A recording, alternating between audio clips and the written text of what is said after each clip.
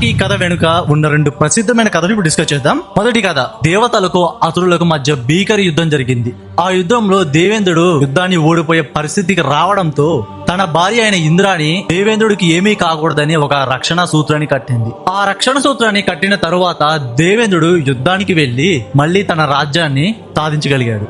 అందుకే రాఖీ అంటే ఒక దారం కాదు, రక్షణకు వాగ్దానం. మరొక ప్రసిద్ధ కథ వచ్చేసి, కృష్ణుడు వేలికి గాయం అవడంతో ద్రౌపది తన చీరలోని ముక్కను చించి శ్రీకృష్ణుడు వేలి కట్టడంతో శ్రీకృష్ణుడు అన్నాడు, ఇక నుంచి నీకు ఏ కష్టం వచ్చినా ఏ బాధ కలిగినా రక్షణగా నేను ఉంటానని మాట ఇస్తాడు. అలాగే మాట ఇచ్చిన ప్రకారమే వస్త్రాభరణం జరిగేటప్పుడు వచ్చి రక్షిస్తాడు. కేవలం రాఖీ అంటే సోదరులకు సోదరీమణులకు కట్టుకునేది మాత్రమే కాదు, ఇది ఒక ప్రేమ బంధానికి ప్రతీక.